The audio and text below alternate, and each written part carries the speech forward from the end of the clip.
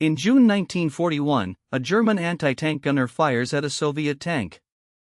The shell hits perfectly and bounces off. He fires again. It bounces off again. He has never seen anything like this tank before. Nobody has. It is the T-34. This is the story of T-34. A weapon that changed the face of war. The year is 1940 to 1945. The world is at war. And someone has just built something terrifying. When the T-34 first appeared on the Eastern Front, German tank crews panicked. Their shells bounced off its sloped armor. Their Panzer IIIs and IVs were suddenly obsolete. What comes next will revolutionize warfare forever. The T-34 was designed by Mikhail Koshkin, who died of pneumonia after driving the prototype from Kharkov to Moscow in winter to prove it worked. Its armor was sloped at 60 degrees.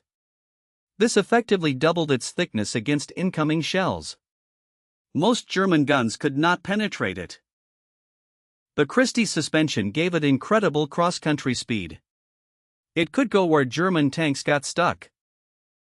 Its 76mm gun could destroy any German tank in 1941. The Panzer III and IV were completely outclassed. When the T-34 first appeared, German tank crews reported a tank that could not be stopped. Panic spread through the panzer divisions. General Guderian recommended copying the T-34 directly. German engineers refused, considering it beneath them. They designed the Panther instead.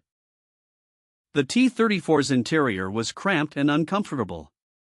The crew fought in terrible conditions. But the tank itself was brilliant. Early T-34s had poor optics and no radio.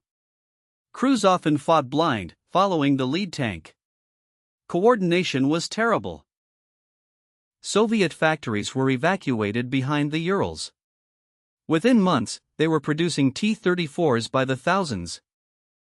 The T-34/85 arrived in 1944 with a larger turret and 85mm gun. It could now fight Tigers and Panthers on more equal terms. Over 84,000 T-34s were built during the war. More than any other tank in history. Quantity had a quality all its own. At Kursk, thousands of T-34s fought thousands of German tanks. The T-34's numbers overwhelmed German quality. The T-34 was easy to build, easy to repair, and easy to replace. A destroyed T-34 was replaced within days. A destroyed Tiger took months. The T-34 rolled into Berlin in 1945. The tank that the Germans had laughed at in 1940 conquered their capital. Military historians consistently rank the T-34 as the most important tank of WW II. Not the best, but the most important.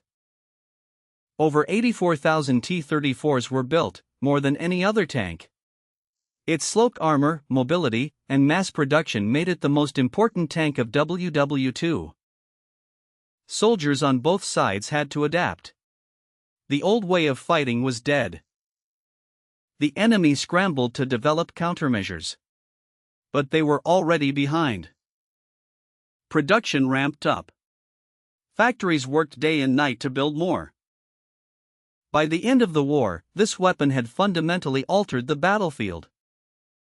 The T-34 changed tank design forever. Its sloped armor became standard in all subsequent tanks. It proved that a good enough tank in massive numbers beats a perfect tank in small numbers. The men who operated it knew its power. And they knew its cost. After the war, this technology continued to evolve.